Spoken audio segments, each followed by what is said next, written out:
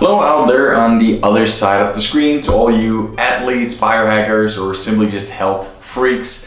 I decided to make a video about the Ketone-IQ. I've been using ketones for more than an entire year in my professional career as an athlete. I've been to 2 Olympic Games, and yet I found that after using these for just a week, I saw improvements that I had not ever seen before, despite being, in the middle of my career, having trained as a professional for a decade, being 30 years old.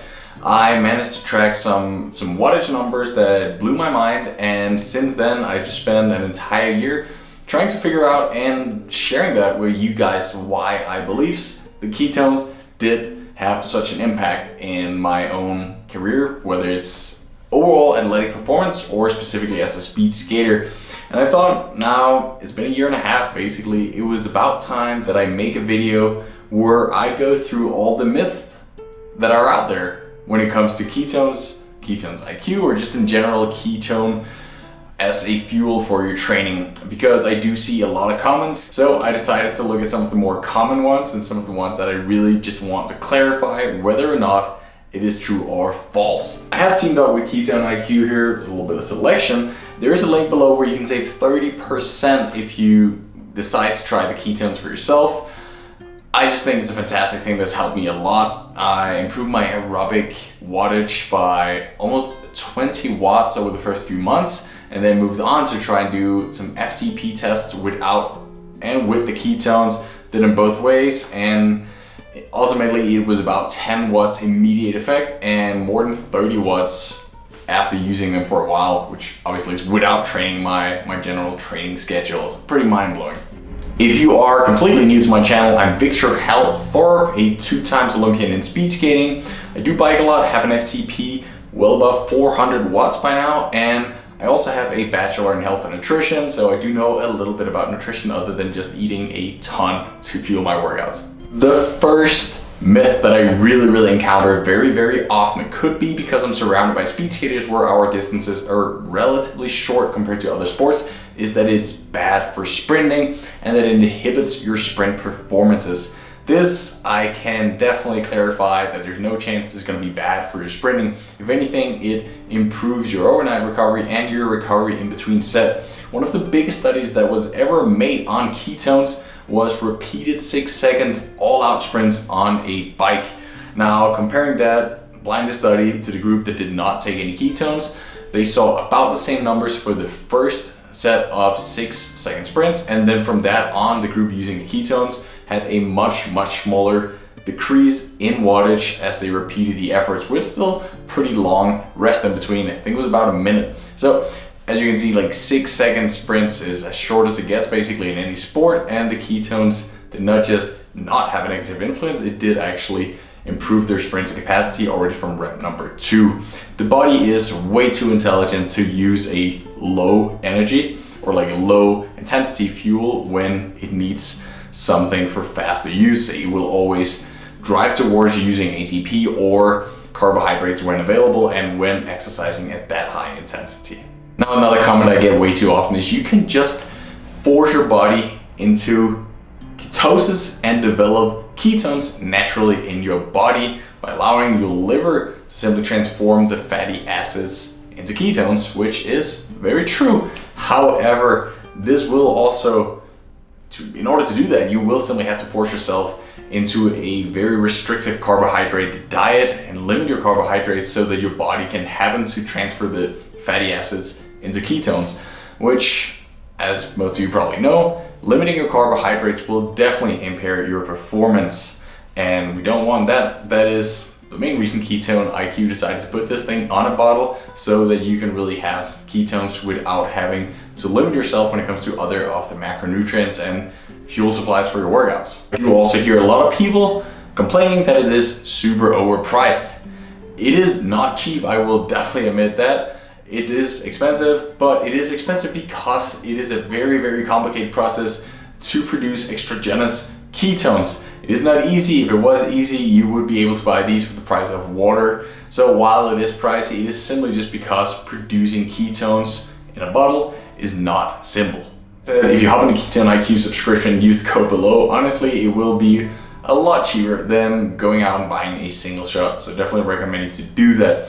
There are also some smart ways that if you are on a budget and you simply just can't afford to pour 5-6 of these down the way I do it every single day, so you're not an elite athlete, you can also just use them for the most essential workouts where you really want to spare your carbohydrates, or if you have a back-to-back workout the same day or early next morning, pop a few shots and allow your body to recover better, simply because you can save your carbohydrates for when you use them or need them, and instead just be fueled by ketones. Obviously, it's also a great thing to have on race days, especially if you have multiple days in a row of racing, long efforts where you prefer to use ketones instead of other fuels, or if you have short rest in between efforts, then I definitely recommend you to use them on race days, as long as you tried them at a workout or somewhere in a safer, not as important environment beforehand, so you feel the effect on your body.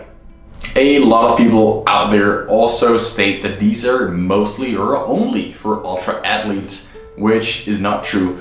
That was also one of the misconceptions that I had personally before I really dived into the studies, the science behind the ketones, and obviously tried them myself, because it is a low intensity fuel. So my first thought was like, oh, that's great if you're out doing an Ironman or a 5-hour bike ride.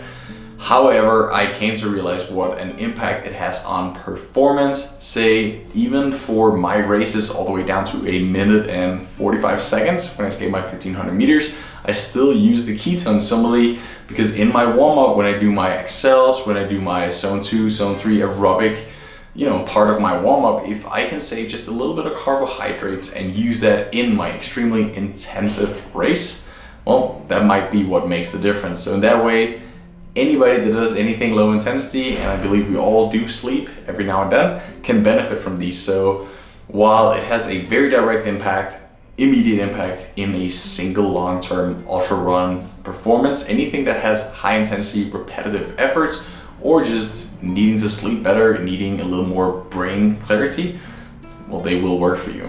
Now, speaking of that, often I hear that this is mostly just a thing for athletes. There's no need for it if you're not aiming for the next Olympics. It may be a little bit overkill. You would be surprised if you knew how many students, how many doctors, surgeons, politicians that really use these simply just for the cognitive benefits of them. It is the best way to describe, I said this many times before, is simply it's a little bit like caffeine in the morning, an espresso shot without getting the anxiety if you struggle with that. So that's one thing I really enjoy about them. I very often do take them as the first thing in the morning, whether or not I have a workout, simply just to be cognitively at my best throughout the day. Now, the final myth here, which I am actually going to confirm, is that ketones is not as good a fuel as carbohydrates if you want to have your best peak performance. This is simply true. Carbohydrates is the body's preferred fuel. However, that's also why you really would want to save carbohydrates for when you need them.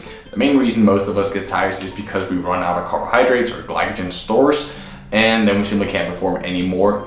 Imagine if you have a fuel that can take, or that can actually fuel you in your performance up until a higher intensity. So you got these guys using those for basically everything else than your uttermost high intensity performance.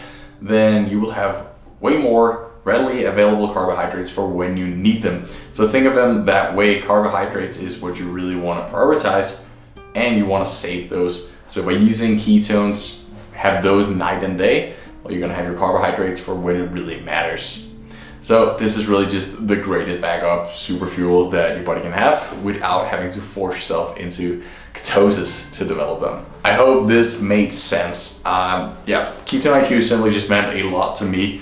It's helped me break literally every single national record, and thanks to these guys, I am at the moment looking to be qualified for 2 to 3 distances at the next Olympics, which is something I've dreamed about after only skating 1 and 2 at the 2 previous games. I hope to improve my 5th place, and I do really think these guys right here can make that possible. So I'm not saying you need to buy 1 million Ketone-IQ bottles, but if you do sports, you really owe yourself to try out Ketone-IQ and feel the difference, and then I'll leave it up to you if you want to continue using them. I'll give you a head start with the link below, and then I just hope you want to subscribe to my channel. There's a bunch of reviews. I share basically all the nutrition, training things that have made me a better athlete with all of you guys. It's a cool hobby, I enjoy it, and I hope to see you for the next video. Bye!